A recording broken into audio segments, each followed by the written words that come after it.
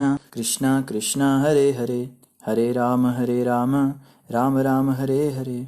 हरे कृष्णा। आप सभी भक्तों का हार्दिक स्वागत है आज के श्रीमद् भागवतम की इस कक्षा में। स्वागतम सुस्वागतम। और आज हम चर्चा कर रहे हैं श्रीमद् भागवत के तृतीय स्कंद के 30वें अध्याय पर। तो जल्दी से हम रिकैप करते हैं, कल हमने क्या पढ़ा था।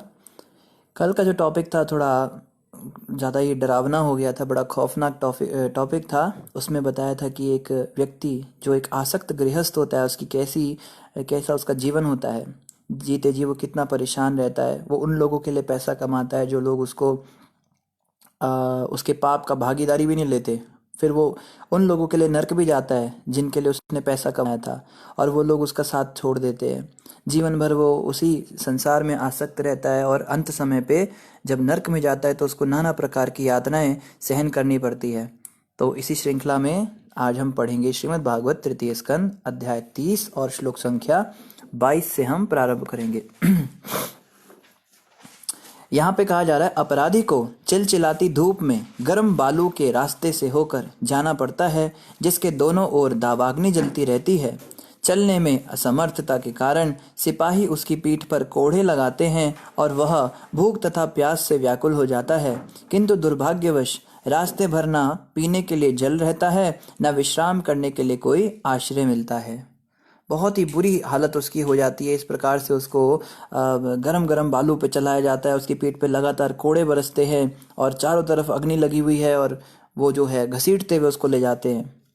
यमराज के धाम के मार्ग पर वह थकान से गिरता पड़ता जाता है और कभी कभी अचेत हो जाता है, किंतु उसे पुनः उठने के लिए बाध्य किया जाता है। इस प्रकार उसे तेजी से यमराज के समक्ष लाया जाता है। तो ये इतना, आप सोचिए, रास्ता ही ऐसा है तो फिर अभी अंदर क्या होने वाला होगा। ये रास्ता बता रहे, अभी तो रास्ते पे ही है वो बेचारा। रास्ते में उसको वो थकान के मारे गिर जाता है और कई कई बार तो बेहोश हो जाता है। फिर उसको कोड़े मार मार के दोबारा उसको होश में लाकर फिर से उसको जबरदस्ती चलाया जाता है, और इस तरह सहना पड़ा है। 11,000 योजन की दूरी, यानी कि लगभग 7 लाख और 92,000 मील की दूरी। आप सोचिए, 7 lakhs और 92,000 माइल्स की दूरी उसको कितने समय में पार करनी है। 2 या 3 पलों में ही उसको इतनी दूरी पार करनी होती है। आप सोच सकते हैं ये कितनी तेज स्पीड से दौड़ाते हैं उसको। और वो किसी जेट में बैठ कर नहीं जाता है, उसको बकायदा चल के जाना पड़ता है। हम तो इमेजिन भी नहीं कर सकते उसको कैसे दौड़ाया जाता होगा।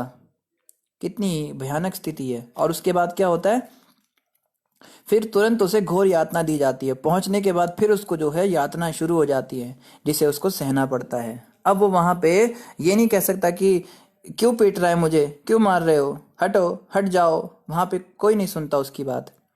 वहां उसे जलती लकड़ियों के बीच में रख दिया जाता है और उसके अंगों में आग लगा दी जाती है। कभी कभी उसे अपना मांस स्वयं खाने के लिए बाध्य किया जाता है अथवा अन्यों द्वारा खाने दिया जाता है।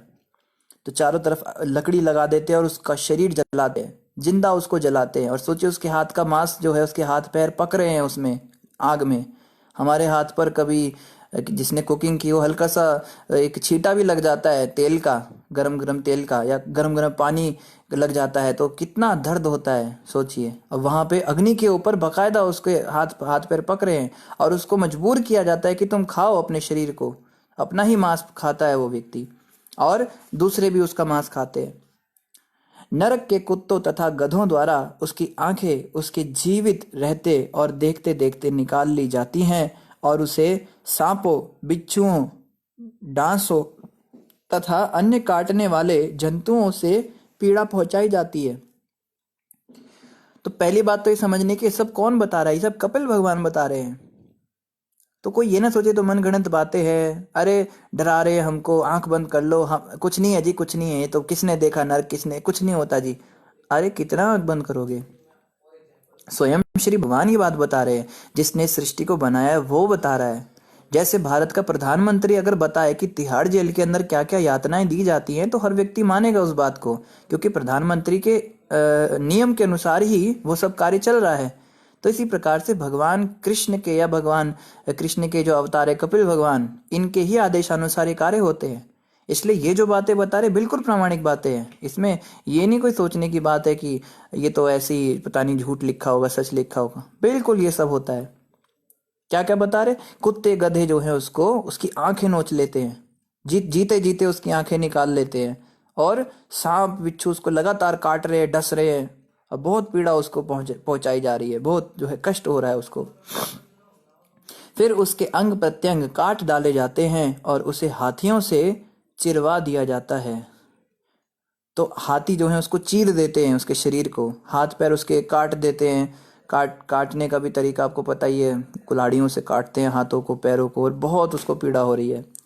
उसे पर्वत की चोटियों से नीचे गिराया जाता है और फिर जल में या गुफा में बंदी बना लिया जाता है। तो ये जो यातना देह होते हैं ये स्पेशली डिज़ाइन किए जाते हैं यातना देने के लिए। जो शरीर वहाँ मिलते हैं नरक में, वो कुछ इस तरह से होते हैं, जैसे च्युइंगम हम चबाते हैं ना, तो उसको हम एक की दो कर देते हैं तोड़ के, तो वापस जो है वो वापस भी चिपक जाती है, दोबारा से एक हो जाती है। करते हैं ना मुंह में, कई कई बार चबाते चबाते दो बना लेते हैं, कभी तीन बना लेते हैं, फिर वापस एक हो जाता है।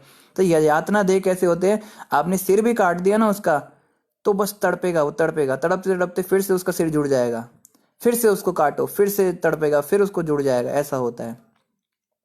तो ये हाथियों से कुचले जा रहे हैं, चीरे जा रहे हैं, चोटियों से गिराया जा रहा है, फिर एक गुफा के अंदर उसको बंदी बना लेते हैं। जिन पुरुषों तथा स्त्रियों का जीवन अवैध यौनाचार में बीतता है, अब ध्यान से सुनिए, वो लोग जो ये गर्लफ्रेंड बॉयफ्रेंड के चक्कर में रहते हैं, या स्त्रियां अपने अपने पति के अलावा पर पुरुष के साथ में संबंध रखते हैं, या पुरुष अपनी स्त्री के अलावा किसी पर स्त्री से संबंध रखते हैं, ये शादी के बिना ही ऐसे ही रहते हैं, तो देखिए क्या बताया जा रहा है। जिन पुरुषों तथा स्त्रियों का जीवन अवैध यौनाचार में बीतता है, उन्हें तामिस्त्र, अंध तामिस्त्र तथा रौरव नामक नरकों में नाना प्रकार की यातनाएं दी जाती हैं। तो तीन नरकों का नाम बताया है, एक तो तामिस्त्र, दूसरा अंध तामिस्त्र, और तीसरा रौरव नाम का नरक है। तो हमें ये समझना है कि ये कार्य अच्छा नहीं है। भले ही हमारी सुप्रीम कोर्ट ने आज इस बात को सैंक्शन कर दिया है कि लड़के लड़की जो है शादी से पहले साथ रह सकते हैं, पर ये हमारे शास्त्रों के द्वारा कभी भी स्वीकृत बात नहीं है। इसके लिए हमें यातनाएं भोगनी पड़ेंगी, इस पाप कर्म का हमको नतीजा भुगतना पड़ेगा। जो पुरुष लोग जो बिल्कुल खुले बैल की तरह घूमते हैं और किसी भी स्त्री के साथ कुछ दुष्कर्म करते हैं, उन्हें बहुत ज़्यादा यातनाएं पहुंचाई जाएंगी। कई लोग कहते हैं कि प्रभु जी इसमें बुराई क्या है, मुझे कोई समस्या नहीं और उनको कोई समस्या नहीं, तो फिर आपको क्या समस्या हो रही है। एक तो हो गया चलो किसी की इच्छा के बिना ये कार्य करना, जब हम दोनों ही इस कार्य को करना चाहते हैं तो फिर आपको क्या समस्या है। तो देखो समस्या इस बात की है कि ये कार्य जो है ये पाप कर्म है, ये शास्त्रों के द्वारा वर्जित है। इस कार्य के लिए हमको ये शक्ति नहीं दी गई थी, ये शक्ति हमें मिली थी ताकि हम संतान उत्पत्ति कर सके और मरने से पहले हम आगे संसार में किसी को एक चलाने के लिए, संसार को आगे बढ़ाने के लिए एक संतान देकर जाएं। इसको सोशल रिस्पॉन्सिबिलिटी कहते हैं। कई प्रकार की रिस्पॉन्सिबिलिटीज आएंगी, भागवत में बताया जाएगा, उसमें एक सोशल रिस्पॉन्सिबिलिटी होती है। तो उसके तहत ये आता है कि जब व्यक्ति जाए संसार से तो पीछे एक पुत्र छोड़ के जाए या पुत्री छोड़कर जाए और वो जो है संसार को ऐसे चलाते रहें। तो उस कार्य के लिए हमको ये जो है चीज़ मिली थी, और इसको हम इस तरह से मिसयूज करेंगे तो फिर इसका यही परिणाम होगा जैसे यहाँ बताया जा रहा है। तो नारकी जीवन के अंदर जो है हमको बिल्कुल भुगतना ही पड़ेगा, इससे हम बच नहीं सकते हैं। कपिल मुनि ने आगे कहा, हे माता, कभी कभी यह कहा जाता है कि इसी लोक में हम नरक अथवा स्वर्ग का अनुभव करते हैं। ये देखो कपिल भगवान को भी पता है ऐसे लोग यहाँ पे रहते हैं, बहुत आपको मिलेंगे, कहेंगे अरे सब यहीं पर है। अभी जैसे इधर भी मंदिर में एक आते हैं, उनको जब बताओ इस तरह की बातें, वो कहते हैं कुछ नहीं है प्रभु जी, कोई नरक स्वर्ग कुछ नहीं होता, इसी संसार में सब कुछ है। तो ये देखो यहाँ पे क्या बता रहे हैं, क्योंकि कभी कभी इस लोक में भी नारकीय यातनाएं दिखाई पड़ती हैं। तो हम देखते हैं कई कई व्यक्ति इसी जीवन में भी नरक का जीवन अनुभव करते हैं। जैसे जो बूढ़े माँ बाप होते हैं जिन्होंने जीवन भर केवल इंद्र तृप्ति करी होती है, तो उनके बच्चे जब बड़े हो जाते हैं तो वो उनको नरक दिखाते हैं। एक कार्यक्रम आ रहा था टीवी पे, उसमें एक संस्था के बारे में वो बता रहे थे। तो वो संस्था क्या करती है, ऐसे बूढ़े बूढ़ियों को ढूंढ ढूंढ के वो इकट्ठा करते हैं, अपनी संस्था में उनको भर्ती करते हैं जिनके बच्चे उन्हें शारीरिक प्रताड़नाएं देते हैं या मानसिक कष्ट देते हैं। तो वो बता रहे थे एक औरत जो है उसको उसके बेटे ने लगभग 10 साल से बाथरूम में बंद कर रखा था, और बस खाने के लिए कभी कुछ अंदर डालता था, वो बाथरूम से बाहर ही नहीं निकलने देता था। और वो औरत जब निकली थी बाहर निकली थी, तो बताते उसका जो वजन था केवल 12 किलो रह गया था। अब सोचिए 12 किलो की वो हड्डियों का ढांचा ही था वो, फिर उसको लाकर उन्होंने अपनी सोसाइटी में उसको ठीक किया। तो ऐसे जो बहुत सारे ऐसे आजकल हमें सुनने को मिलते हैं कि कोई पिता को जो है प्रताड़ना देता है, कोई उनको जो बिल्कुल नौकर की तरह उनसे काम करवाते हैं। तो इस प्रकार की जो यातनाएं हैं ये भी कपिल भगवान कह रहे हैं ये नारकीय प्रतीत होती हैं। मगर हम समझ सकते हैं कि जब इस संसार के अंदर इतना कष्ट हमें झेलना पड़ता है तो जो वास्तविक नरक होगा वहां पे क्या होता होगा उसको जो है हम यहीं से अंदाजा लगा सकते हैं। आगे कह रहे इस शरीर को त्यागने के पश्चात वह व्यक्ति जो पाप कर्मों द्वारा अपना तथा अपने परिवार के सदस्यों का पालन पोषण करता है नारकीय जीवन बिताता है और उसके साथ उसके परिवार वाले भी। तो इस शरीर को त्यागने के बाद जो पाप कर्मों के द्वारा अपने परिवार के सदस्यों को जिसने पालन पोषण किया है, देखिए बहुत समझने की बात है, बार बार इस बात को बताया जा रहा है। हम तो कहते हैं ना कि प्रभु जी किस लिए कर रहे हैं, हम तो अपने बच्चों के लिए कर रहे हैं ना, मेरे बच्चे पढ़ जाए लिख जाए उनका कुछ भविष्य अच्छा हो जाए, इसके लिए तो मैं झूठ बोल रहा हूँ, इसके लिए तो चोरी कर रहा हूँ, इसके लिए तो सारे करप्शन कर रहा हूँ, मैं अपने लिए थोड़ा ना कर रहा हूँ। अरे तो तुम अपने लिए नहीं कर रहे हो, अपने बच्चों के लिए कर रहे हो, तो क्या महान बन गए इस बात से? बिल्कुल तुम महान नहीं बने। तुम अपनों के लिए कर रहे हो चाहे अपने लिए कर रहे हो, कार्य अगर तुम गलत कर रहे हो तो उसका नतीजा यही होगा। और यहाँ पे बताया जा रहा है जिन बच्चों का पालन पोषण इस प्रकार से पाप की कमाई से किया गया है वो भी नहीं बचेंगे, उन्हें भी नरक जाना पड़ेगा। ये देखो एक ग्रंथ साहब जी के अंदर बहुत अच्छा एक श्लोक आया है, एक वाणी आई है, वो कहते हैं उसमें उसमें ऐसा कुछ बताते हैं कि जो मछली खाते हैं, मांस मछली खात जो सुरापान ते हेत ते नर के जात है माता पिता समेत। जो व्यक्ति मांस मछली खाता है, शराब पीता है, सुरापान से हेत, जिसको बहुत प्रिय है ये सब चीजें, वो अपने माता पिता को भी अपने साथ नरक ले जाता है। तो कोई ये ना सोचे कि प्रभु जी हम तो भक्ति करते हैं ना, अब हमारे परिवार वालों को थोड़ा ना हम बदल सकते हैं, हम क्या करें, उनको थोड़ा मना कर सकते हैं। मैं तो माला करती हूँ, मेरे घर में नॉनवेज चलता है तो मैं उनके लिए बना देती हूँ, पर मैं नहीं खाती हूँ। अरे देखो सब कुछ इंटर रिलेटेड होता है। जैसे कोई व्यक्ति किसी स्त्री से शादी करता है या कोई स्त्री किसी पुरुष से शादी करती है तो हमारा सब कुछ जो है सम्मिलित हो जाता है। और शास्त्र कहते हैं स्त्री जो भी पाप कर्म करती है उसका आधा भाग उसके पति को झेलना पड़ता है। अगर पति बहुत भक्ति कर रहा है, भजन कर रहा है, और स्त्री पाप कर्म कर रही है, उसकी पत्नी बहुत पाप कर रही है, तो पति कितना भी भजन भक्ति करे उसकी पत्नी के द्वारा किया हुआ पाप कर्म का आधा भाग उसको झेलना ही पड़ेगा। उसको उस औरत के लिए नरक जाना ही पड़ेगा, क्योंकि स्त्री को पराधीन बताया शास्त्रों में। पति जैसे चाहे स्त्री को अपने हिसाब से, कहते हैं ना कि पति के रंग में रंग जाती है लड़की, जब किसी दूसरे घर में जाती है, पराए घर में, तो उसके हिसाब से वो ढल जाती है। तो अगर आपका फर्ज है, पति क्यों बने आप? भागवत में लिखा हुआ है पुरुष ना सस्याद, पितृ ना सस्याद, मातृ ना सस्याद, गुरु ना सस्याद। उस व्यक्ति को गुरु नहीं बनना चाहिए जो अपने शिष्य का सुधार ना कर सके। उस आदमी को पिता नहीं बनना चाहिए जो अपने पुत्र का सुधार ना कर सके। उस औरत को माँ नहीं बनना चाहिए जो अपनी संतान का सुधार ना कर सके। और उस व्यक्ति को शादी नहीं करनी चाहिए जो अपने पार्टनर का सुधार ना कर सके, चाहे स्त्री हो चाहे पुरुष हो। तो इसका बिल्कुल फर्क पड़ता है। और शास्त्रों में यह भी आया है कि पति अगर कुछ पुण्य कर्म करता है तो उसका आधा भाग उसकी पत्नी ले जाती है। ये छूट पत्नियों को, स्त्रियों को इसलिए दी गई है शास्त्रों में क्योंकि स्त्री जो है वो बहुत सेवा करती है। वो पराये घर से आती है और शारीरिक रूप से इतना सेवा करती है, पति की सेवा करती है, घर वालों की सेवा करती है।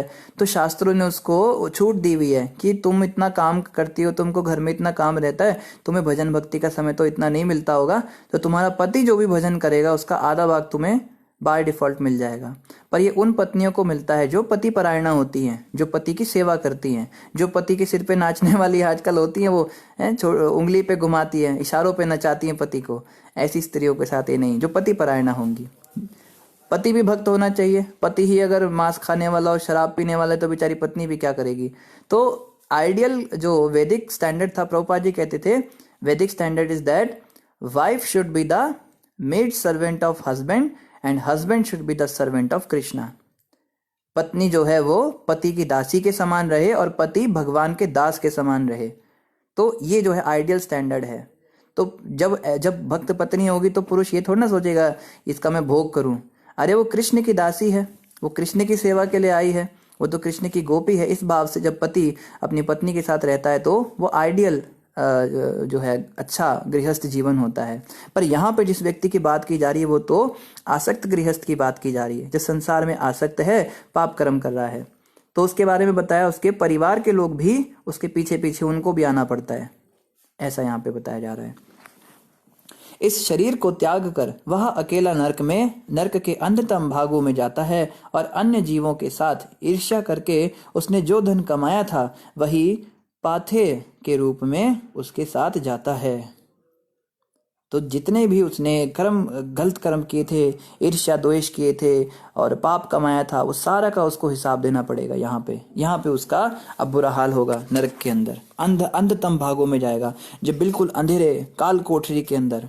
अंधेरे में वैसे ही इतना डर लगता है, ऊपर से उस अंधेरे में सोचो सांप बिच्छू घूम रहे हैं फर्श पर, कितना, और बार बार काट रहे, और बताया नहीं जा सकता क्या उसको यातनाएं मिलती हैं। और स्त्रियां भी ये ना सोचे कि हम जो हैं, हमारे कुछ शास्त्रों में इतना हीन बताया है, स्त्री ये नहीं कर सकती, स्त्री बाहर नहीं घूम सकती। अरे आपके लिए तो शास्त्रों में इतना सारा सहूलियत दे रखा है। देखो ना, पति भक्ति करेगा और आपको 50% बाय डिफॉल्ट मिल जाएगा। कितनी कितनी अच्छी बात है। माताएं 16 माला अपनी करें और पति की भी 8 माला ले ले, अपने प्रभु जी की भी। तो एक प्रकार से देखा जाए तो पुरुष को 32 माला करनी चाहिए, 16 अपनी 16 अपनी पत्नी की।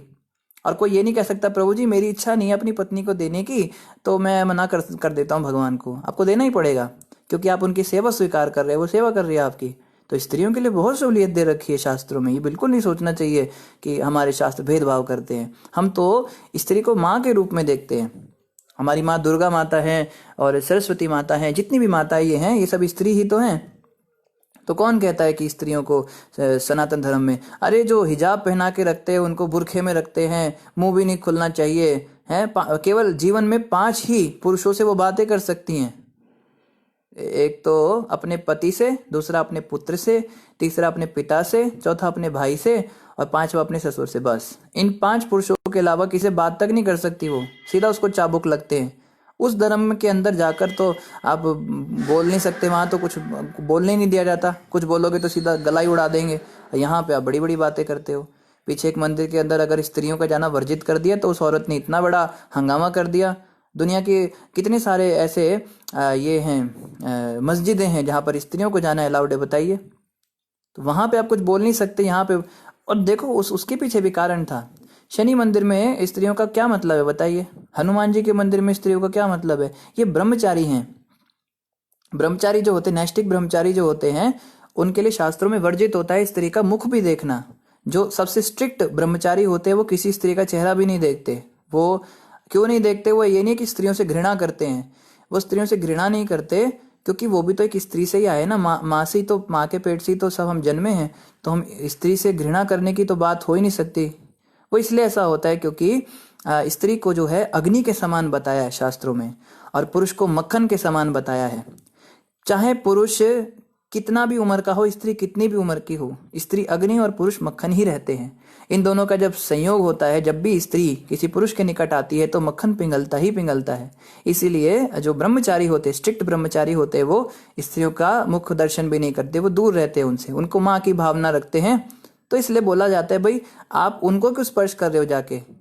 ये जो हनुमान जी के मंदिर में वो सिंदूर जो है रगड़ती है हनुमान जी को, स्त्रियों को नहीं करना चाहिए स्पर्श। हमारे उधमपुर के मंदिर में जो राम दरबार है, सीताराम लक्ष्मण हनुमान जी हैं, तो वहाँ पे जब श्रृंगार करने के लिए कोई माता जाती है तो वो सीताराम लक्ष्मण जी का श्रृंगार करती है, हनुमान जी का नहीं करती। हनुमान जी के लिए कोई प्रभु जी जाते हैं अलग से। तो इसलिए ये मना किया गया कि मंदिर में आप क्यों जाते हो, आपको इतने सारे दुनिया के हजारों मंदिर है पर आपको उसी मंदिर में क्यों घुसना है। इतनी भजन भक्ति वाली अगर वो माता होती तो फिर वो दूसरे मंदिर चली जाती। ये सब पॉलिटिकल एजेंडा है, इसको समझिए। ये हमारे नेता भी जो पीछे गए थे, जिन्होंने 70 साल तक राज किया भारत पर, ये भी बेचारे बीमारी थे। इन्होंने हमारे धर्म को बदनाम करने में कोई कसर नहीं छोड़ी। हमें बांट दिया आपस में, इनको दलितों को अलग कर दिया, ब्राह्मणों को अलग कर दिया, सिखों को भी भड़का दिया। सिख भी तो सनातन धर्म से आए हैं, ये भी तो हमारे भाई हैं। सबको अलग अलग कर दिया, उन्होंने बांट दिया। जैन अलग कर दिए, और अभी भी अंदर भी ये लोग जो है स्त्रियों को भड़का रहे हैं कि देखो तुम्हारे धर्म में ऐसा होता है। वो बेचारी भोली वाली माता वो रिवोल्ट कर रही है, रेवोल्यूशन कर रही है, टीवी पे ऐसा ऐसा बोल रही है। ये सब बातों को समझना है। क्या ये सब गड़बड़ चल रही है। तो हमारे शास्त्रों में कभी भी कोई भी गलती हो ही नहीं सकती, किसी भी पॉइंट पे कुछ भी गलत हो ही नहीं सकता, इस बात को समझना है। और यहाँ भागवत के अंदर बताया है कि स्त्री को भी आना पड़ता है नरक में। अगर उसने भी पाप की कमाई से ही अपने पति को उकसाया है कि आप देखो जी, वो देखो शर्मा जी जो हैं वो 2 नंबर की कमाई करते हैं, वर्मा जी 2 नंबर की कमाई करते हैं, खन्ना जी 2 नंबर की कमाई करते हैं, आप क्यों नहीं करते हो, आप क्यों ऐसे सत्यवादी बने हुए हो, पैसे कमाओ और हमें खिलाओ। तो वो सारा खाया पिया उसका निकलता है, फिर नरक में अपने पति के पीछे पीछे उसको भी जाना पड़ता है। इस प्रकार भगवान की व्यवस्था से परिवार का पोषण करता अपने पाप कर्मों को भोगने के लिए नारकीय अवस्था में रखा जाता है, मानो उसकी सारी संपत्ति लुट गई हो। तो उसका सब कुछ लुट जाता है, नरक में उसको यातनाएं भोगनी पड़ती हैं जब। अतः देखो, अतः बोल रहे हैं, देयरफॉर इसलिए, अतः अतः जो व्यक्ति केवल कुत्सित साधनों से अपने परिवार तथा कुटुंबियों का पालन करने के लिए ललायत रहता है, वह निश्चय ही अंधमिश्र नामक गहनतम नरक में जाता है। इसको समझिए, अधर्म की कमाई जो है, पाप की कमाई जो है, ये कभी भी हमारे काम नहीं आती है। ये इस जीवन में भी काम नहीं आएगी और मरने के बाद भी नरक ले जाएगी। जैसे कोई व्यक्ति हजारों करोड़ों लाखों रुपए कमा लेता है अधर्म की कमाई से, पाप की कमाई से, और हम कहते प्रभु जी देखिए हम तो भक्ति करने वाले लोग हैं, हम तो इतने सदाचारी लोग हैं, हम तो इतने सत्यवादी लोग हैं, हम तो अच्छे लोग हैं, लेकिन हमारा कैसा शोषण हो रहा है समाज में। देखो आज के समय पे जो अच्छे तरीके से सीधे रास्ते से जो चलता है, उस व्यक्ति का तो कभी भी उद्धार हो ही नहीं सकता, उसके तो प्रमोशन ही नहीं हो सकते।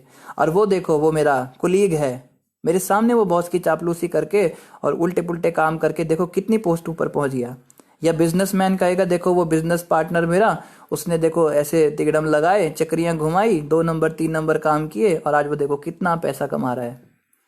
तो हमें ये समझना है, वो जितना भी पैसा कमा रहे हैं ना, वो कहाँ निकलेगा, वो एक साथ निकल जाएगा।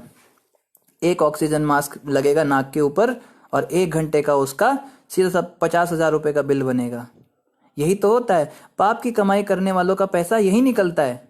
या तो उनके जीवन में कुछ बहुत बुरा हो जाता है या उनका कुछ लुट जाता है। एक व्यक्ति के बारे में पढ़ रहे थे, ये सत्य घटना है। उसने एक व्यक्ति का एक बच्चे का किडनैप किया, वो खुद बता रहा था। तो जब बच्चे का किडनैप किया तो फिरौती उसने मांगी कि मुझे 2 लाख रुपए चाहिए तो मैं आपका बच्चा वापस करूंगा। तो 2 लाख रुपए उसको जब देने की बारी आई तो उन लोगों ने, वो बेचारे भी सीधे साधे डर गए थे, तो 2 लाख रुपए जहां तहां से करके उसको देने के लिए आए।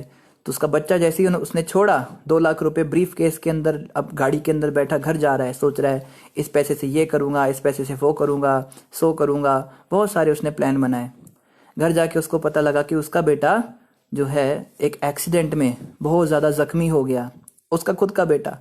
और उसका इलाज कराने के लिए अब उसको हॉस्पिटल में एडमिट कर रहा है, वो वहाँ पे जा रहा है, उसके सिर में से खून निकल रहा है और बहुत बुरी तरह उसको चोट लगी हुई थी। तो वो कहता है मेरे 2 लाख के 2 लाख रुपए उस बच्चे के इलाज में चले गए और बच्चा भी नहीं बचा। इस तरह से पाप की कमाई निकलती है। तो कभी ये नहीं सोचना चाहिए कि देखो ये गलत तरीके से पैसा कमा रहे हैं और कितना कितना फ्लरिश कर रहे हैं, कितनी बड़ी कोठी बना ली, कितनी बड़ी गाड़ी खड़ी कर ली। अरे इस जीवन में भी उसको कोई सुख नहीं होगा और मरने के बाद भी देखो यहाँ बताया जा रहा है कि जो व्यक्ति केवल गलत साधनों से अपने परिवार तथा कुटुंबियों का पालन करने के लिए ललायत रहता है, वह निश्चित ही अंधता मिश्र नरक के गहनतम नरक में जाएगा। उसको इस नरक के अंदर भी जाना पड़ेगा, ये भी उसके लिए सजा है।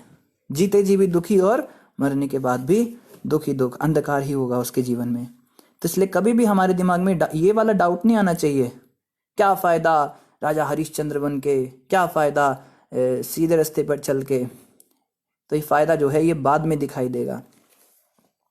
आगे कह रहे, समस्त कष्टकर नारकीय परिस्थितियों से तथा मनुष्य जन्म के पूर्व पशु जीवन के निम्नतम रूपों को क्रमशः पार करते हुए और इस प्रकार अपने पापों को भोगते हुए वह इस पृथ्वी पर मनुष्य के रूप में पुनः जन्म लेता है। तो हजारों साल तक उसको इसी प्रकार की यातनाएं मिलती हैं। मांस खाता है तो उसको भी यमराज की कढ़ाई में उबलना पड़ता है, और चोरी की कमाई तो पेट के अंदर सलाखें डाल के उसकी चोरी की कमाई निकाली जाती है। और जो अवैध स्त्री पुरुष का संग करते हैं उनकी जनेंद्रियों को जलाया जाता है, बहुत यातनाएं उनको दी जाती है। अगर पुरुष है तो लोहे की स्त्री से उसको आलिंगन कराया जाता है, जल रही होती है वो लोहे की स्त्री, तप रही होती है बिल्कुल लाल, रेड हॉट। और अगर स्त्री है तो लोहे के पुरुष से उसको आलिंगन कराया जाता है, उससे गले लगती है वो। तो इस प्रकार से बहुत कष्ट पाने के बाद में क्या होता है, फिर से पृथ्वी के ऊपर मनुष्य के रूप में उसको जन्म मिलता है क्रमशः। पहले तो पशु जीवन मिलेगा, कहते हैं ना 84 लाख जीवन के बाद में मनुष्य जीवन मिला है। इस बात को हम समझ नहीं पाते, हम क्या गवा रहे हैं। हमारे पास इतना बहुमूल्य मनुष्य जन्म है। मनुष्य जन्म दुर्लभ अति, होत न बारंबार, तरुवर सो पत्ता गिरे, बहुरी न लागे डार। कि जो मनुष्य जन्म है ये बार बार नहीं होता। जैसे एक पेड़ के ऊपर से अगर पत्ता गिर जाए तो दुनिया का कोई भी व्यक्ति उस पत्ते को वापस उस पेड़ की डाल पे नहीं लगा सकता। कितने भी बड़े से बड़ा साइंटिस्ट भी क्यों ना हो, वो भी उस पत्ते को वापस नहीं चिपका सकता। लगा सकता है तो बताइए? कोई नहीं लगा सकता उसको, वो गिर गया तो गिर गया। इसी प्रकार से एक बार ये मनुष्य शरीर छूट गया ना, फिर उसके बाद ये वापस नहीं मिलेगा। मनुष्य जन्म अभी तो हम खाने पीने में गवा रहे हैं, इन चीज़ों में गवा रहे हैं, लेकिन ये जो है दोबारा नहीं मिलेगा। एक बार छूट जाएगा फिर नर्क में जाएंगे, उसके बाद फिर कुत्ता, बिल्ली, सांप, छिपकली, केकड़ा, गेंडा, बिच्छू, ऐसे करते करते 84 लाख योनियां पार करनी है। 84 लाख तो योनियां हैं, और एक योनि में कम से कम 5-7 साल तो रहना ही पड़ेगा ना। और पेड़ की योनि मिल गई तो 100, 150, 200 साल तक भी रहना पड़ सकता है। कहीं कहीं योनियां और भी लंबी होती है, कछुए की योनि और भी लंबी होती है। तो ऐसे करते करते कितने करोड़ों अरबों साल तक यातनाएं सहन करनी पड़ेंगी पशु जीवन की। और ये सब होगा नर्क में जाने के बाद। पहले नर्क का अलग यातना सहन करना, फिर जो है ये पशु योनि अलग से सहन करना इसको पड़ेगा, और तब कहीं जाकर मनुष्य रूप में पुनः जन्म लेता है। तो हम सोच सकते हैं कि ये जो अभी हम मनुष्य बने हुए, इसके पीछे हमने कितनी मेहनत की है, कितना इंतजार किया है। एक बार एक महाराज जी कथा सुना रहे थे, जस्ट एक एनालॉजी है। एक व्यक्ति जो है वो, उसकी आंखों पर पट्टी बांध दी गई, और पट्टी बांधकर उसको एक हॉल के अंदर डाल दिया। तो वो हॉल कैसा है? वो हॉल गोल है, बिल्कुल सर्कुलर है, ठीक है। और अंदर से बिल्कुल खाली है, चारों तरफ दीवार है उसके। और जो दीवार है उस पे केवल एक ही दरवाजा है।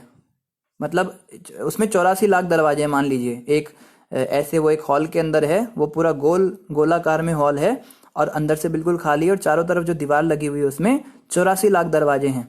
अब इन 84 लाख दरवाजों में से सारे के सारे दरवाजे में ताला लगा हुआ है, बंद है वो। केवल एक दरवाजा खुला है, और उस व्यक्ति की आंखों पे पट्टी है, ठीक है। तो जैसे ही वो ढूंढने लगा बाहर जाने का रास्ता, अंदर तो आ गया, बाहर जाने के लिए वो एक जो है दीवार पर उसका हाथ लगा, तो वो समझ गया यहीं ये दरवाजा, तो दरवाजे पे ताला लगा हुआ था। फिर हाथ लगा लगा के देख रहा है तो अगले दरवाजे पे भी ताला। ऐसे करते करते जो है सारे दरवाजों को वो चेक कर रहा है। तो 84 लाख दरवाजे उसने पार किए ऐसे देखते देखते। और जैसे ही खुले वाले दरवाजे के पास वो आया तो क्या हुआ, उसको खुजली हो गई और उसको खुजाने लगा, और खुजाने के चक्कर में वो दरवाजा निकल गया, फिर से जो है ताले वाला दरवाजा, दोबारा 84 लाख। तो इसी प्रकार हमारी स्थिति है। जब पशु जीवन में या पक्षियों के जीवन में उसमें रहते तो बहुत कष्ट का अनुभव करते हैं। तब हम समझ तो सकते नहीं, चेतना इतनी विकसित नहीं होती, पर आत्मा तो सोचती है ना कि कब मनुष्य जीवन मिलेगा और मैं पार लग जाऊंगा, कब मुझे मनुष्य जीवन मिलेगा, कब मनुष्य जीवन मिलेगा और मैं पार लग जाऊंगा। और जैसे ही मनुष्य जीवन मिलता है तो हमें खुजली हो जाती है, नाना प्रकार की खुजलियां हैं। पैसा कमाने की खुजली हो जाती है, अच्छी भोग करने की खुजली हो जाती है, खूब भोग करना, स्त्री है तो पुरुष का भोग करना, पुरुष है तो स्त्री का भोग करना, और बढ़िया बढ़िया खाने की बीमारी लग जाती है। कई लोग खाने के लिए जीते हैं, बड़े बड़े होटल रेस्टोरेंट खोलेंगे, कईयों को बड़ा बड़ा घर बनाने की खुजली लग जाती है, कोई प्रॉपर्टी डीलिंग करने लगता है, कोई डॉक्टर बन जाता है, कोई इंजीनियर बन जाता है, कोई लॉयर बन जाता है, कोई जज बन जाता है। तो इस प्रकार से ये फिर जब खुजली मिटती है, खुजाते खुजाते फिर जब मनुष्य जीवन छूट जाता है, फिर से पशु जीवन, फिर 84 लाख का चक्कर। तो इस बात को हमें समझना है। महाराज जी एक भजन सुनाते हैं, विषयों के राही अब रुक जा, चोला मिला तुझे इंसान का, इसी में मिलेगा तुझे बावरे, छुपा हुआ राज भगवान का। कीमत इस चोले की तूने खाने में खोई है, कभी सत्संग साबुन से मन मैल न धोई है, पल्ला पकड़ लेना दान रे अर्जुन के रथवान का, इसी में मिलेगा तुझे बावरे, छुपा हुआ राज भगवान का।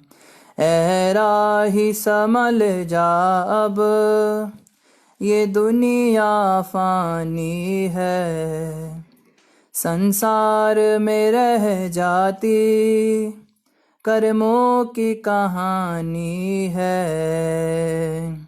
विषयों का पर्दा लपेट कर बना है तो रूप शैतान का, इसी में मिलेगा तुझे बावरे, छुपा हुआ राज भगवान का।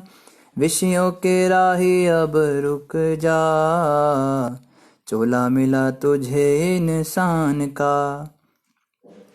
तो कह रहे विषयों के राही अब तो रुक जा, स्टॉप प्लीज स्टॉप नाउ। साधु लोग पता है लाल रंग का कपड़ा क्यों पहनते हैं? लाल रंग जो होता है उसका मतलब होता है स्टॉप, रुक जाओ। तो साधु सबको सावधान करते हैं, कपड़े मात्र से वो लोगों को सावधान करते हैं, रुक जाओ विषयों के राहियों, विषय विकारों में तुम पड़े हो, संसार के अंदर इतने तुम भोग रहे हो, अब तो रुक जाओ, प्लीज स्टॉप। हैं विषयों के राही अब रुक जा। कोई कहेगा क्यों रुक जाऊं भाई? क्योंकि चोला मिला तुझे इंसान का। मूर्ख तू समझ नहीं पा रहा है, तुझे ये मनुष्य जन्म मिला है, ये बहुत मुश्किल से मिलता है, इसी में मिलेगा तुझे बावरे, छुपा हुआ राज भगवान का। भगवान के बारे में तुम केवल इसी जीवन में समझ सकते हो। 84 लाख योनियों में कोई भी योनि नहीं समझ पाती इस बात को। तो ये बात जो है साधु समझाते, संत समझाते हैं हमको, पर हमारा तो दिमाग खराब है। हम कहते हैं हम नहीं रुकेंगे, हम ग्रीन सिग्नल पे ही रहते हैं। तो आगे कहते कीमत इस चोले की तूने खाने में कोई है, कभी सत्संग साबुन से मन मैल न धोई है। शरीर की मैल तो तूने बहुत धोई, खूब साबुन खरीदे, पर मन मैल धोने के लिए तो सत्संग रूपी साबुन चाहिए था ना। ये भागवत श्रवण, गीता श्रवण, हरि नाम का जाप करना, हरे कृष्ण कृष्ण कृष्ण हरे हरे, हरे राम राम राम हरे हरे, इस महामंत्र का जाप करना था। इससे जो है तेरे मन की मैल धुलती। पर तूने क्या किया? विषयों का पर्दा लपेटकर बना है तो रूप शैतान का। दुनिया भर के तूने विषय विकार पाल लिए। शराब तू पीता है, बीड़ी तू फूकता है, और अवैध स्त्रियों के संग तू करता है, गलत जगहों पे तू जाता है, मुर्गे तू मरोड़ता है, अंडे तू तोड़ता है, हर प्रकार का गलत कृत्य तू कर रहा है। तेरा जो है बहुत बुरा हाल होने वाला है। इस बात को समझ जा, रुक जा विषयों के राही। तो ये बात हमको जो है ये गुरुदेव समझाते हैं, संत समझाते हैं। तो इसी के साथ जो है हमारा 30वां अध्याय संपूर्ण हुआ। अभी हम 31वां अध्याय प्रारंभ करेंगे। 31वें अध्याय का नाम है जीवों की गतियों के विषय में भगवान कपिल के उपदेश। अब जो है गति के विषय में बताएंगे कपिल भगवान। अभी तो विपरीत कर्मों का वर्णन किया ना, विपरीत कर्म करने से और फिर क्या हालत हो जाती है वो सब बताया। अब बताएंगे कि अलग अलग गतियां क्या होती हैं जीवों की। श्री भगवानुवाच, भगवान कपिल ने आगे कहा, परमेश्वर की अध्यक्षता में तथा अपने कर्म फल के अनुसार विशेष प्रकार का शरीर धारण करने के लिए जीवात्मा को पुरुष के वीर्य कण के रूप में स्त्री के गर्भ में प्रवेश करना होता है। तो कौन वो साइंटिस्ट था जो ये खोज नहीं पा रहा था कि शुक्राणु में जान होती है या माता के अणु में जान होती है? यहाँ पे बताया जा रहा है पुरुष के या पिता के वीर्य के अंदर उस आत्मा को डाला जाता है और तब वो पिता के वीर्य से माता के गर्भ में स्थानांतरित किया जाता है। जो जिस जीवात्मा के विषय में हमने पीछे पढ़ा ना, जो 84 लाख योनियां पार करके मनुष्य बना, तो मनुष्य बनने के लिए सबसे पहले एक शुक्राणु के रूप में वो पिता के वीर्य में जाता है। उसके बाद क्या होता है? पहली रात में शुक्राणु तथा रज मिलते हैं और 5वीं रात तक यह मिश्रण बुलबुले का रूप धारण कर लेता है। अब जो श्लोक आ रहे हैं ना, ये बहुत ही ज़्यादा साइंटिफिक हैं। जो लोग डॉक्टर लाइन में हैं, जो लोग थोड़ा जानते हैं इस विषय में, या जो साइंटिफिक फील्ड में हैं, वो लोग हैरान रह जाएंगे कि 5000 साल पहले जब हमारे पास एक्सरे मशीन्स नहीं होती थी, जब हमारे पास ये जो वो कराते अल्ट्रासाउंड्स कराते ये सब नहीं होता था, सोनोग्राफी नहीं होती थी, उस समय पे भी बिल्कुल एग्जैक्ट बताया है कि क्या साइज होता है बच्चे का, कौन सी रात में क्या बनता है, कब नाखून बनते हैं, कब आंखें बनती है, बहुत डिटेल में बताया जाएगा। तो उन उन लोगों की बातों में हम क्यों आते हैं कि इनके तो हिंदुओं के धर्म ग्रंथों में बस अंधविश्वास की बातें लिखी हैं। ये बातें आपको किसी अन्य ग्रंथ में नहीं मिलेंगी। यहाँ पे मैं कंपैरिजन नहीं कर रहा हूँ कि हमारा धर्म श्रेष्ठ है बाकी सब बेकार है, पर बताओ ना कौन सी धर्म ग्रंथ है जिसमें ये सब बातें मिलेंगी? ये कहीं नहीं मिलने वाली। देखो यहाँ पे बता रहे हैं, पहली रात शुक्राणु तथा रज मिलते हैं और 5वीं रात में बुलबुले का रूप धारण कर लेता है। इतना ज्यादा देखो डिटेल। 10वीं रात्रि को यह बढ़कर बेर जैसा हो जाता है और उसके बाद धीरे धीरे यह मांस के पिंड या अंडे में परिवर्तित हो जाता है। धीरे धीरे मांस का पिंड बन जाता है। 1 महीने के भीतर सिर बन जाता है और 2 महीने के अंत में हाथ, पांव तथा अन्य अंग आकार पाते हैं। तीसरे मास के अंत तक नाखून, उंगलियां, अंगूठे, रोए, हड्डियां तथा चमड़ी प्रकट हो जाती है और इसी तरह जनेंद्रियां तथा आंखें, नथुने, कान, मुंह तथा गुदा जैसे छिद्र भी प्रकट होते हैं। तो 1 महीने के अंदर अंदर 9 छिद्र आ जाते हैं उस मांस के पिंड के अंदर जो माँ के गर्भ में है। मैं तो खुद बड़ा शौक हो गया इसको पढ़ के कि भागवतम के अंदर इतना ज़्यादा डिटेल इस बात का भी दे रखा है। मैं इस बात से शौक नहीं हुआ कि उनको पता था ये सब का, पर मैं इस बात से शौक था कि देखो भागवत जैसे ग्रंथ में भी ये सब बातें लिखी हुई हैं। ये सब भागवत में लिखने की जरूरत ही नहीं थी, पर ये सब इसलिए लिखा है ताकि हम जैसे जो मूर्ख लोग हैं, जो साइंस की तरफ बहुत ज़्यादा तरक्की की तरफ बहुत वो जा रहे हैं, उनको पता लग सके कि किसी ज़माने में ये सब चीज़ें हर किसी को पता होती थी। हमारे यहाँ पे तो हर किसी को ये बातें पता होती थी। आजकल तो देखो जो व्यक्ति पढ़ाई करेगा साइंस की उसी को पता लगेगा ना। वर्ल्ड की 100% पॉपुलेशन है, उसमें कोई 1-2% ही होते हैं जो इन चीज़ों में इतना ज़्यादा डिटेल में जाते हैं। लेकिन उस समय पे जब आर्य संस्कृति थी, पूरे विश्व में वैदिक सभ्यता थी, तो भागवत पाठ तो सभी करते थे ना। 100 में से कम 80% लोग तो पढ़ते ही थे, तो उन सबको ये बातें पता होती थी। और सुनिए, गर्भ धारण के 4 महीने के भीतर शरीर के 7 मुख्य अवयव उत्पन्न हो जाते हैं। इनके नाम है रस, रक्त, मांस, चर्बी, हड्डी, मज्जा तथा वीर्य। मज्जा मतलब बोन मैरो और वीर्य मतलब सीमन। माँ के गर्भ में ही सीमन बन जाता है, इसका मतलब बच्चे का। 5 महीने में भूख तथा प्यास लगने लगती है और 6 मास के अंत तक झिल्ली, जरायु के भीतर बंद गर्भ भ्रूण उदर के दाहिनी भाग में चलने लगता है। ये बात तो साइंटिस्ट को भी पता नहीं लग पाई ना। ये बात कैसे पता लगा पाएंगे बेचारे कि 5 महीने में भूख प्यास लगने लगती है। अब वो बच्चा तो बताएगा नहीं कि मुझे भूख लग रही है, तो जितना दिखता है उतना तो बता देंगे। इसीलिए देखो भागवत ग्रंथ जो है श्रेष्ठ है। हम कहते हैं ना साइंस की पुस्तकों से भागवत श्रेष्ठ है, क्योंकि वो अंतरतम भावों को भी बता रहा है कि बच्चे को भूख लग रही है 5वें महीने में, और 6 मास के अंत तक जो है जरायु बन जाता है। झिल्ली के अंदर जो गर्भ है वो एक प्लास्टिक की थैली जैसे उसके अंदर हम होते हैं ना, उस प्रकार से उसके अंदर होता है और उदर की दाहिनी भाग में चलने लगता है। माता द्वारा ग्रहण किए गए भोजन तथा जल से पोषण प्राप्त करके भ्रूण बढ़ता है और मल मूत्र के घृणित स्थान में जो सभी प्रकार के कीटाणुओं के उपजने का स्थान है रहा आता है। तो माता का जो मलमूत्र का स्थान होता है, जहाँ पे मलमूत्र इकट्ठा होता है, उस जगह पे वो बच्चा होता है और वहाँ पे दुनिया भर के कीड़े उसको काटते हैं। उदर में भूखे कीड़ों द्वारा शरीर भर में बारंबार काटे जाने पाता है, क्योंकि कीड़े उसको इतना ज़्यादा काटते हैं, वो दर्द सहन नहीं कर पाता। उसकी चमड़ी बहुत ही ज़्यादा नाजुक होती है और उस समय पे वो उन कीड़ों को हटा भी नहीं सकता। उसको हाथ पैर का मूवमेंट भी नहीं करना आता है और वो कर भी नहीं सकता, बहुत ही ज़्यादा टाइटली पैक्ड रहता है। ये सब हम सब ने कष्ट ये झेला है। जो कुछ भी बताया जा रहा है ये सबके साथ होता है, चाहे कोई स्त्री शरीर में है, चाहे कोई पुरुष शरीर में है, चाहे कोई काला है, गोरा है, मोटा है, लंबा है। ऐसा नहीं है कि कोई बिल गेट्स का बच्चा होगा तो वो एसी वाले गर्भ में पैदा होगा, उसका गर्भ के अंदर भी यही सब होगा। तो अमीर घर में पैदा हो, गरीब घर में पैदा हो, इससे फ़र्क नहीं पड़ता। इवन अगर कोई भक्तों के घर में भी पैदा हो रहा है ना, उसको भी ये सब सहन करना पड़ता है। क्षण क्षण में अचेत होता रहता है। माता के खाए कड़वे, तीखे, अत्यधिक नमकीन या खट्टे भोजन के कारण शिशु के शरीर में निरंतर पीड़ा होती रहती है, जो प्राय असह्य होती है। असह्य का मतलब है सहन करने लायक नहीं होती वो पीड़ा। और देखो क्या भगवान का अरेंजमेंट है, गर्भ के समय पर ही स्त्री को कभी खट्टा खाने की इच्छा होती है, कभी तीखा खाने की इच्छा होती है, और जैसे ही वो ये सब खाती है उसके बच्चा जो पेट में होता है वो परेशान हो जाता है, वो लात मारता है माँ के पेट में, उसको कष्ट हो रहा होता है, और माँ कहती है ओ देखो बेबी किक कर रहा है, वो अपने पति का हाथ लगा के दिखाती है पेट, देखो किक कर रहा है, किक कर रहा है। उसे क्या पता क्यों किक कर रहा है, अंदर उसकी जान जा रही है, वहां मर रहा है वो, और ये कह रही है देखो किक कर रहा है। बड़ी बड़ी खुश होती है माताएं, खट्टा खाएंगी और पानी पूरी खाएंगी हैं।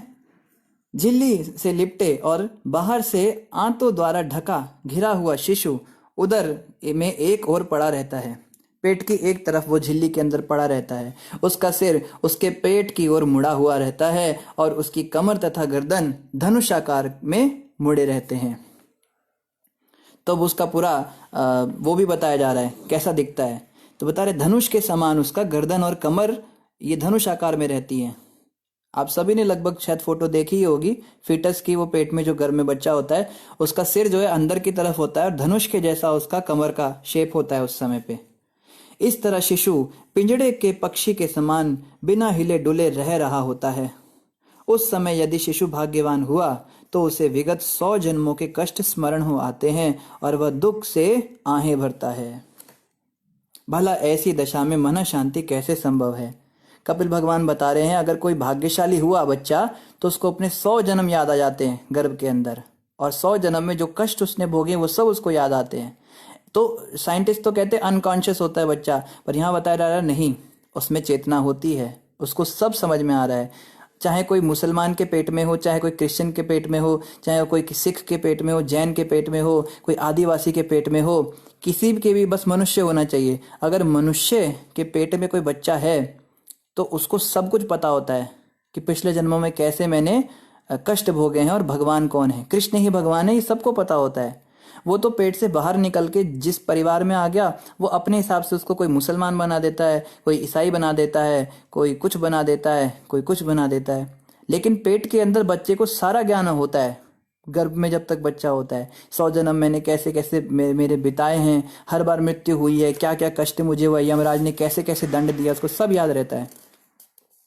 इस प्रकार गर्भाधान के पश्चात 7वें मास से चेतना विकसित होने पर यह शिशु उन हवाओं के द्वारा चलायमान रहता है जो भ्रूण को प्रसव के कुछ सप्ताह पूर्व से दबाती रहती है। वह उसी पेट की गंदगी में उत्पन्न कीड़ों के समान एक स्थान में नहीं रह सकता। तो यहाँ बताया जा रहा है कि 7वें महीने में उसको उसकी चेतना आती है। 6 महीने तक चेतना नहीं होती, 7वें महीने में उसको सब चेतना आ जाती है, सब उसको याद आ जाता है। और पेट के अंदर नाना प्रकार की हवाएं उसको चलायमान करती हैं जो प्रसव के लिए होती हैं। डिलीवरी जब बच्चे को बाहर निकालना होता है उसके लिए कुछ हवाएं होती हैं जो प्रेशर एक्सर्ट करती हैं, वो हवाएं चलना शुरू हो जाती हैं। और वो हवाएं जब उस पर प्रेशर मारती हैं तो वो बच्चा परेशान हो जाता है उनके कारण, उस प्रेशर से। एक तो पहले ही इतनी कम जगह पर है, उसमें भी प्रेशर पड़ रहा है। आप सोच सकते हैं कितनी ज़्यादा बुरी हालत है इस समय इस बच्चे की, और इसको सब समझ में आ रहा है। और ये सांस भी नहीं ले सकता, पेट के अंदर सांस नहीं आती, सांस बाहर चालू होगी। अभी अंदर इसकी सांसों की गिनती शुरू नहीं हुई है। हमें तो गिनती की सांसें मिलती है ना, तो वो जन्म लेने के बाद ही शुरू होता है। तो अभी इसका दम भी घुट रहा है, गर्मी भी लग रही है और बहुत बुरी हालत हो रही है। और पेट के अंदर जो गंदगी में कीड़े हैं वो तो एक जगह रहते हैं, पर ये एक स्थान में नहीं रह सकता, ये जगह बदलता है। 7वें महीने में हमें तो पता नहीं, हम तो स्त्री नहीं है, जो स्त्रियां माँ बनी उन्हें पता होगा कि 7वें महीने के बाद बच्चा पेट में जगह बदलता रहता है। ये इसलिए बदलता है। इस भयभीत अवस्था में भौतिक अवयवों के साथ 7 आवरणों से बंधा हुआ जीव हाथ जोड़कर भगवान से याचना करता है जिन्होंने उसे इस स्थिति में ला रखा है। तो 11वें श्लोक में बताया है, देखो ये मैं बताता हूं आपको, ये भी इंपॉर्टेंट श्लोक है, इसको आप नोट कर सकते हैं। श्रीमद् भागवतम 3 स्कंद 31वां अध्याय और श्लोक संख्या 11, इसमें बताया कि बच्चे के हाथ जुड़े हुए होते हैं पेट में। और ये बात अब जाके लगभग 10-15 साल पहले साइंटिस्ट ने जब फोटो खींची तब उसको पता लगा कि बच्चे के हाथ जुड़े हुए होते हैं। सिर उसका झुका होता है, प्रार्थना की मुद्रा में होता है, बच्चा हाथ जोड़ के रखता है। जैसे हम प्रार्थना करते हैं ना तो हाथ जोड़ते हैं, हृदय की तरफ सिर झुकाते हैं, इस मुद्रा में वो बच्चा इसलिए नहीं आता क्योंकि वो ऐसा ही होता है, वो इसलिए आता है क्योंकि वो प्रार्थना करना शुरू करेगा। अब बच्चा प्रार्थना करेगा गर्भ के अंदर, तो सुनते हैं उसकी क्या प्रार्थना है। जंतुर्वाच, जीव कहता है, देखो जीव प्रार्थना करता है और ये हम सब ने की है, जितने हम हैं ना, जितने भक्ति में जुड़े हुए हैं, नहीं भी जुड़े हुए हैं, सब ये पेट में प्रार्थना करते हैं। चाहे कोई किसी का भी बच्चा हो, मुसलमान का हो, ईसाई का हो, हिंदू का हो, क्रिश्चियन का हो, किसी का भी हो। क्या कहता है जीव? मैं उन भगवान के चरण कमलों की शरण ग्रहण करता हूँ जो अपने विभिन्न नित्य स्वरूपों में प्रकट होते हैं और इस भूतल पर घूमते रहते हैं। मैं उन्हीं की शरण ग्रहण करता हूँ क्योंकि वे ही मुझे निर्भय कर सकते हैं और उन्हीं ही मुझे यह जीवन अवस्था और उन्हीं से मुझे यह जीवन अवस्था प्राप्त हुई है जो मेरे अपवित्र कार्यों के सर्वथा अनुरूप है।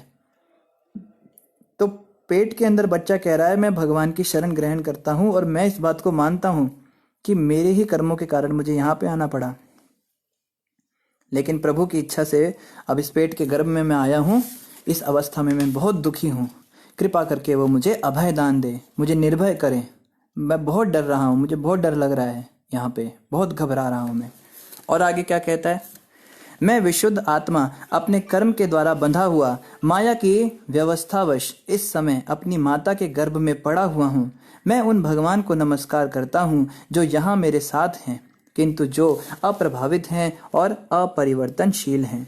वे असीम हैं किंतु संतप्त हृदय में देखे जाते हैं। मैं उन्हें सादर नमस्कार करता हूँ। सुनने में कितना अजीब सा लग रहा है कि हम सब ने ये प्रार्थना की हुई है। ये सारी बातें हमको माँ के गर्भ में याद थी और इस प्रकार की प्रार्थना हमने भगवान की स्तुति की। मैं संतप्त हूँ, परेशान हूँ और भगवान को मैं उनसे मैं प्रार्थना करता हूँ कि मुझे इस स्थिति से बाहर निकालें। मैं अपने इस पंचभूतों से निर्मित भौतिक शरीर में होने के कारण परमेश्वर से विलग हो गया हूँ। फलतः मेरे गुणों तथा इंद्रियों का दुरुपयोग हो रहा है। यद्यपि मैं मूलतया आध्यात्मिक हूँ, तो पेट के अंदर उसको सब ज्ञान है कि मैं आत्मा हूँ, चाहे वो साइंटिस्ट का ही बच्चा क्यों ना हो। हाँ, ये जो डार्विन था ये भी माँ के पेट में यही प्रार्थना करके बाद में डार्विन बन गया।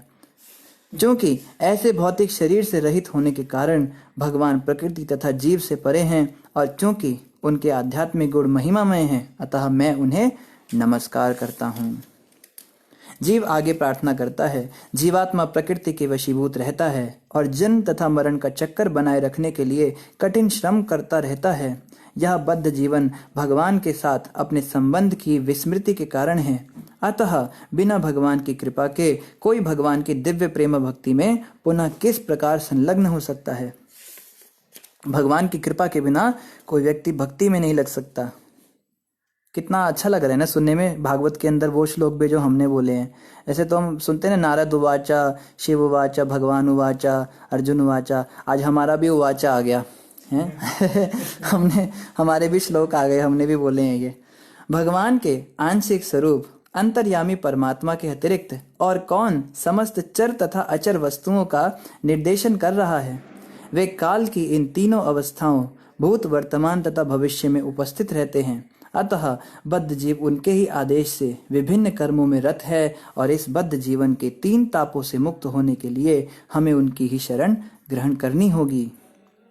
तो पेट के अंदर सब पता है कि भगवान की शरण ग्रहण करनी होगी। अपनी माता के उदर में रक्त, मल तथा मूत्र के कूप में गिरकर और अपनी माँ की जठराग्नि से दग्ध देहधारी जीव बाहर निकलने की व्यग्रता में महीनों की गिनती करता रहता है। अब दिन गिनता है अपने, कब मेरा समय आएगा बाहर निकलने का, बहुत परेशान। ये सब 7वें महीने में हो रहा है। 7वें महीने के बाद लगभग 8वें महीने में ये प्रार्थना चल रही है और प्रार्थना करता है, भगवान यह अभागा जीव कब इस कारागार से मुक्त हो पाएगा? निरंतर उसकी प्रार्थना चालू हो गई। तो 7वें महीने के बाद प्रार्थना शुरू हो जाती है। 1 महीने तक लगभग प्रार्थना चलती रहती है उसकी, कब मैं यहाँ से बाहर निकलूंगा, कब यहाँ से बाहर निकलूंगा। हे भगवान, आपकी अहेतु की कृपा से मुझ में चेतना आई। यद्यपि मैं अभी केवल 10 मास का हूँ, 10 मास का हो गया लगभग, वो 9 महीना और कुछ दिन का लगभग हो गया। पतितात्माओं के मित्र भगवान की इस अहेतु की कृपा के लिए कृतज्ञता प्रकट करने के हेतु मेरे पास हाथ जोड़कर प्रार्थना करने के अतिरिक्त है ही क्या? अब इस गर्भ के अंदर मैं कर भी क्या सकता हूँ? फूल भी नहीं तोड़ सकता, तुलसी पत्र भी नहीं तोड़ सकता, गंगा जल से भी आपका अभिषेक नहीं कर सकता, आपको स्नान नहीं करा सकता, प्रभु बस हाथ जोड़ के प्रार्थना ही कर सकता हूँ। उस समय ऐसा लग रहा था, और आज जब सारी सामग्री हमारे पास आ गई, हम सब कुछ कर सकते हैं, तो हम करते नहीं। देखो क्या क्या आनंद का विषय है। अन्य प्रकार का शरीरधारी जीव केवल अंत प्रेरणा से देखता है, वह उस शरीर के ग्राह्य तथा अग्राह्य अनुभवों से ही परिचित होता है, किंतु मुझे ऐसा शरीर प्राप्त है जिसमें मैं अपनी इंद्रियों को वश में रखता हूँ और अपने गंतव्य को समझता हूँ। अतः मैं उन भगवान को सादर नमस्कार करता हूँ जिनके आशीर्वाद से मुझे यह शरीर प्राप्त हुआ है और जिनकी कृपा से मैं उन्हें भीतर और बाहर देख सकता हूँ। जीवात्मा प्रार्थना कर रहा है कि बाकी जानवरों को जो शरीर मिलता है उसमें बस वो कष्ट का अनुभव करते हैं। जानवरों के बच्चों में भी चेतना आती है माँ के पेट में, लेकिन उन्हें बस दर्द होता है, उन्हें कुछ समझ नहीं आता है क्या हो रहा है। लेकिन ये जीवात्मा कह रहा है मुझे इतना सौभाग्य प्राप्त हुआ, मैं मनुष्य एक मानुषी माता के गर्भ में आया, एक इंसान माता के गर्भ में आया, और मुझे सारा ज्ञान हो पा रहा है इस बात का कि भगवान ही मेरे गंतव्य हैं और उन्हें मैं गर्भ के भीतर भी और बाहर भी देख सकता हूँ, नहीं अपने शरीर के भीतर और बाहर देख सकता हूँ। अतः हे प्रभु, यद्यपि मैं अत्यंत भयावह परिस्थिति में रह रहा हूँ, किंतु मैं अपनी माँ के गर्भ से बाहर आकर भौतिक जीवन के अंधकूप में गिरना नहीं चाहता। मैं नहीं चाहता दोबारा से गिरना। ये बहुत इंपॉर्टेंट प्रार्थना है। हम सब ने माँ के गर्भ में प्रॉमिस किया है कि प्रभु दोबारा मैं माया में नहीं गिरना चाहता। देव माया नामक आपकी बहिरंगा शक्ति, तो देखो इसका नाम भी पता था गर्भ में, सारा ज्ञान था। सोचो कितना अजीब सा लग रहा है। भागवत पढ़ने से पहले हमें लगता था हमें कुछ पता ही नहीं था, बट एक्चुअली में माँ के गर्भ में सारा ज्ञान था। फिर ये ज्ञान कैसे चला जाएगा ये भी आगे बताया जाएगा, कैसे हम बिल्कुल जीरो पे आ जाएंगे। देव माया नामक आपकी बहिरंगा शक्ति तुरंत नवजात शिशु को पकड़ लेती है और उसके बाद तुरंत ही झूठा स्वरूप ज्ञान प्रारंभ हो जाता है, जो निरंतर जन्म तथा मृत्यु के चक्र का शुभारंभ है। ये होता है, बच्चा जैसी जन्म लेता है तो देव माया नाम की भगवान की बहिरंगा शक्ति बच्चे को पकड़ लेती है और वो अपना स्वरूप भूल जाता है और झूठा स्वरूप ज्ञान उसको हो जाता है। किसी का बच्चा है, किसी का पोता है, किसी का भाई है, किसी का जीजा है, किसी का नहीं, जीजा तो नहीं बन सकता, मतलब इस प्रकार से जो है कुछ कुछ बन जाता है। वो इस प्रकार से अलग अलग उसके संबंध जागृत हो जाते हैं और जन्म मृत्यु के चक्र में जो है उसका शुभारंभ हो जाता है। तो ये बच्चा क्या कह रहा है माँ के पेट में, प्रभु गर्भ के अंदर तो उस आपकी देव माया का प्रवेश नहीं है, माँ के गर्भ के अंदर तो वो माया प्रवेश नहीं कर सकती, लेकिन जैसे ही मैं इस गर्भ से बाहर आऊंगा मुझे वो माया पकड़ लेगी, लेकिन मैं दोबारा उसके चंगुल में फंसना नहीं चाहता। अतः और अधिक शुद्ध ना होकर मैं अपने मित्र विशुद्ध चेतना की सहायता से अज्ञान के अंधकार से अपना उद्धार करूंगा। केवल भगवान विष्णु के चरण कमलों को अपने मन में धारण करके मैं बारंबार जन्म तथा मृत्यु के लिए अनेक माताओं के गर्भों में प्रविष्ट करने से बच सकूंगा। यहाँ पे पेट के अंदर पता लग गया कि कृष्ण विष्णु ही परम भगवान है। देखो अब जो है खुलासा हो गया, बच्चे को पता था कि विष्णु ही भगवान है। तो अल्लाह के बारे में कहाँ से पता लगा, जेहोवा के बारे में कहाँ से पता लगा, जूडा के बारे में कहाँ से पता लगा, या और भी सरस्वती, इंद्र, चंद्र, सूर्य, गणेश, इनके बारे में कहाँ से पता लगा। ये सब जन्म लेने के बाद होता है। माँ के गर्भ में हर बच्चे को पता होता है कि विष्णु ही परम भगवान है और उनकी मुझे शरण लेनी है, यही भावना थी मन में। आगे कपिल वाच, फिर कपिल भगवान आगे बताएंगे। तो कपिल भगवान आगे क्या बताएंगे हम कल जानेंगे। समय लगभग पूरा हो गया है। इन्हीं शब्दों के साथ आप सभी का धन्यवाद। किसी वक्त कोई प्रश्न हो तो आप कमेंट पर पूछ सकते हैं।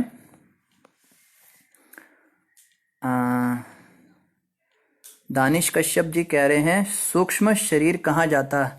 दानिश जी, सूक्ष्म शरीर का मतलब होता है हमारे आत्मा के ऊपर दो शरीर होते हैं। जैसे हम एक हम शर्ट पहनते हैं, उसके ऊपर कोट डालते हैं, तो दो कवरिंग्स होती है ना, शर्ट के ऊपर कोट होता है।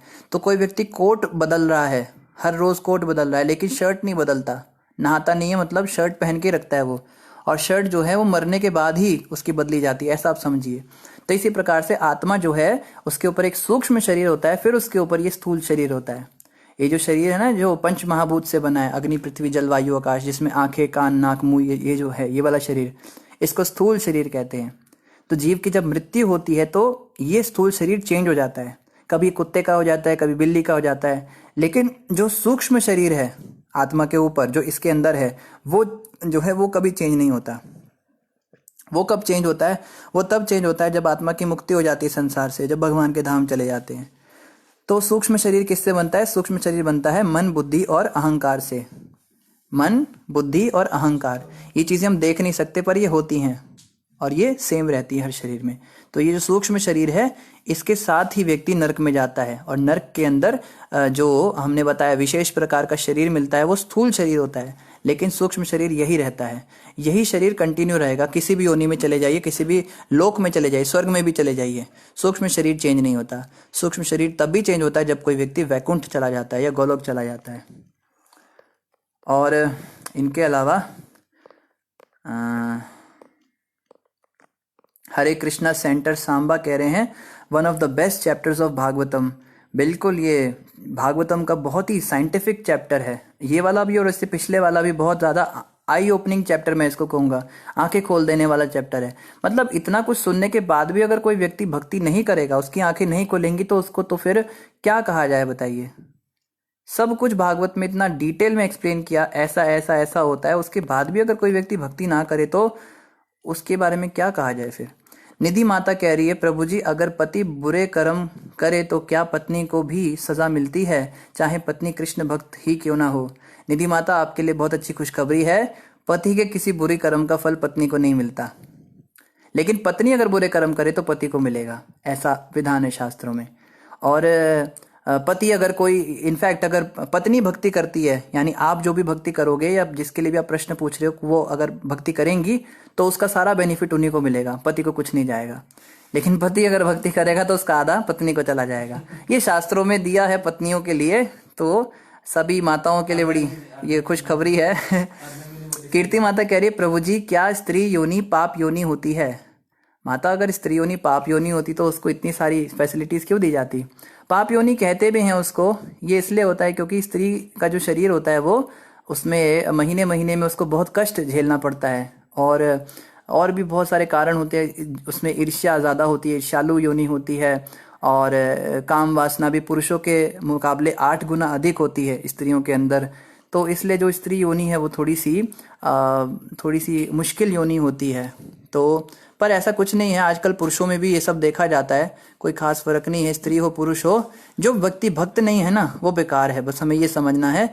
इस समय हमें पढ़ना नहीं, ये सब पहले के युगों में चलता था, पर आज के युग में तो स्त्री हो चाहे पुरुष हो, कई लोग शरीर से पुरुष होते हैं और अंदर से स्त्री होते हैं, ऐसे भी लोग आजकल आ गए।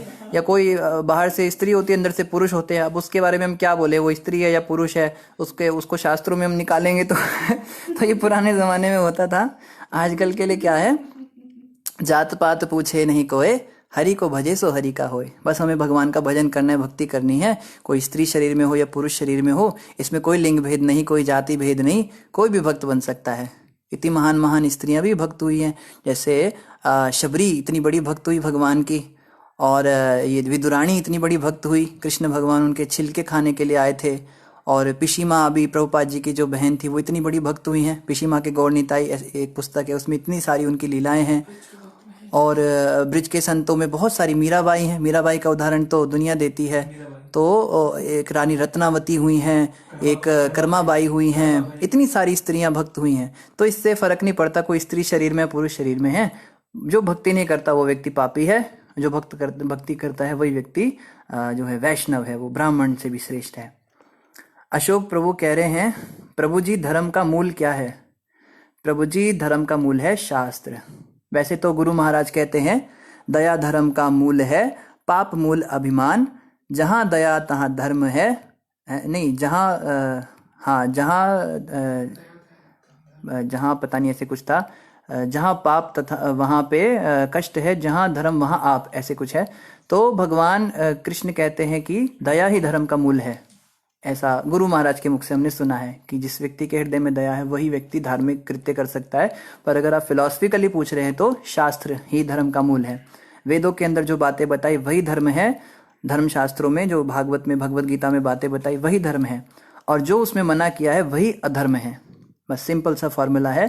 कई लोग कहते हैं पाप किसे कहते हैं, हमारे हिसाब से तो ये पाप है, उसके हिसाब से वो पाप है। अगर कोई स्त्री अपना बच्चे को पालन करने के लिए कहीं से चोरी करके ला रही तो यही उसके लिए धर्म, यही सही है। तो उस सब में हम पढ़ते नहीं हैं, हम सीधा सा हिसाब रखते हैं। जो गीता भागवत में कहा है वही पुण्य है, वही धर्म है, और जो उसमें मना किया गया वही अधर्म है, वही पाप है। बिल्कुल सिंपल सी डेफिनेशन हमें यही समझनी है। शिवांगी माता कह रही है आई कांट बिलीव दिस प्रभु जी, मेरा सर घूम रहा है। माता सर ज्यादा मत घुमाइए वरना घूम ही जाएगा। श्री भागवतम ने सारी गायनोकोलॉजी पढ़ा डाली। तो शिवांगी माता आप कहाँ एमएस करने के चक्कर में पड़ गए, एमबीबीएस की पढ़ाई आपको भागवत पढ़नी चाहिए अगर वास्तव में आपको गायनोकोलॉजिस्ट बनना है जच्चा बच्चा केंद्र में भागवत लेकर। तो हम देखो प्रचार कर सकते हैं ना, आप डॉक्टरी लाइन में हो तो आप जो आपकी डॉक्टर फ्रेंड्स हैं उनको आप दिखाओ, देखो भागवत में कितना अच्छे से बताया, इसी बहाने आपकी भागवतम डिस्ट्रीब्यूट हो जाएगी। प्रभुपाद जी की भागवतम आप हर हॉस्पिटल में पहुंचाओ, तो उनको पढ़ाओ, देखो कितना इंटरेस्टिंग चैप्टर मिला ना हमको। और कविता माता हंस रही हैं, धन्यवाद माता जी आपका हंसने के लिए। पारस सब्रवाल जी वांछा कल्पत्रु कह रहे हैं, तो पांडु प्रभु जी आपको भी हमारी ओर से दंडवत प्रणाम। ठीक है, और किसी का कोई प्रश्न नहीं है। इन्हीं शब्दों के साथ आप सभी का बहुत बहुत धन्यवाद। हरे कृष्णा। आप सभी ऐसी कृपा बनाए रखें ताकि हम ये सेवा आपकी कंटिन्यू रख सकें और प्रभुपाद और गुरु महाराज के चरणों में कुछ भजन भक्ति हमारी बनी रहे। ग्रंथराज श्रीमद् भागवतम महापुराण की जय, जगत गुरु शिला प्रभुपाद की जय, गौर भक्त वृंद की जय। हरे कृष्ण। मोनिका सहगल जी कह रहे बच गए प्रभु जी, बच गए प्रभु जी। प्रभु जी तो बच ही गए योनि से निकल के माँ के गर्भ से तो हम सभी बच गए। आगे हम पढ़ेंगे क्या क्या हुआ कल। हरे कृष्णा।